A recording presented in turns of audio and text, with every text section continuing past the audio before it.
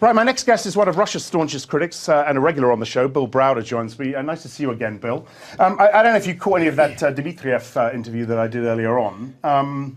Did you catch any of it? I caught the tail end. Okay. But of course, we talked about the U.S.-Russia relationship. Whether there is a sense that's getting worse. Do you think? Are you happy with the level of pressure the U.S. is putting on Russia now, or do you think it should be greater?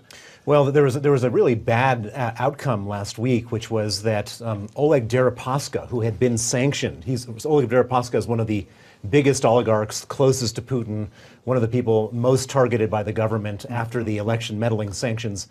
Some of those sanctions were lifted against his companies last week, and a lot of people, including myself, questioned why in the world would the U.S. be taking the pressure off of Russia when Russia has done nothing other than bad things in the world to deserve that pressure. Okay, but Deripaska and Wexelberg, and they're still on this list. We're expecting another round to come through in the next month or so. What are your expectations from that?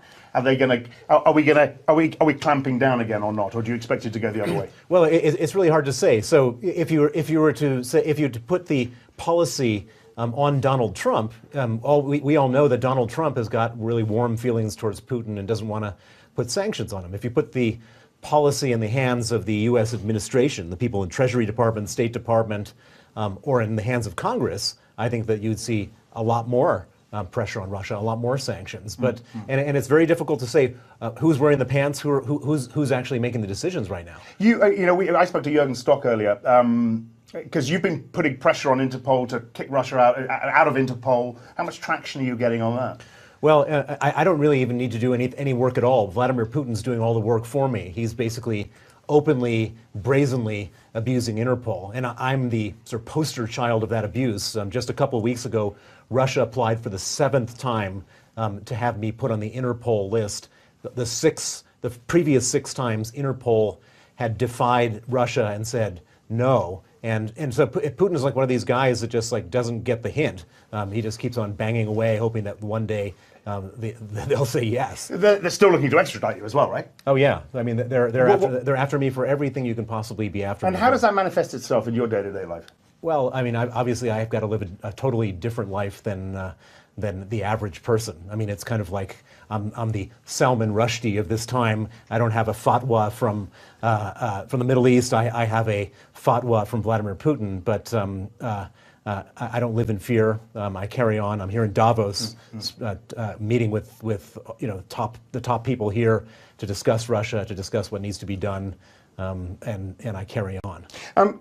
Just had the Saudi economy minister on the set, and you know what I'm going to ask you, because there is this sense that we're applying double standards by imposing heavy sanctions on the one hand on Russia, and not on the Saudis, given what's happened with Khashoggi, given what's happening in Yemen. What are your thoughts on that? Well, in fact, I was one of the biggest advocates for applying the Magnitsky Act to Saudi Arabia. The Magnitsky Act is named after my lawyer. It applies visa sanctions and asset freezes on human rights violators. And when Khashoggi was killed, I wrote a big piece of Time magazine saying the U.S. should apply Magnitsky sanctions against the killers in Saudi Arabia. And they sanctioned, on the Magnitsky Act, 17 Saudis. The one person they didn't sanction is Mohammed bin Salman. And he should have been sanctioned. The evidence is overwhelming that he was involved in a murder. And I actually found it quite offensive to hear all these people talking about business when you have the head of state who's complicit in the murder of one of the biggest journalists out there, and something more should be done, and hopefully something more will be done.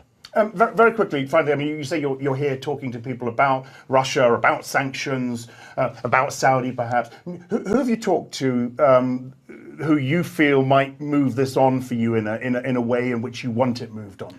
Well, I mean, the great thing about Davos is you have government leaders, you have media leaders, and you have business leaders. And everybody sort of, it all kind of ricochets off of each other. And which might be a good thing, might be a bad thing, right? Well, for me, it's a good thing. Okay. And that's the reason I'm here. And the reason I keep on coming back here is that this is where sort of policies get formed. I mean, it's an overstatement to say that, this is where all policy gets formed. But you get a lot of people, a lot of opinion leaders, a lot of people who can make a difference. And I come back here and people listen to me, and the Russians hate me for coming here. I'm sure that every year they beg Klaus Schwab to kick me out, but so far he hasn't kicked me out. We always have you back as well. Thank you very much.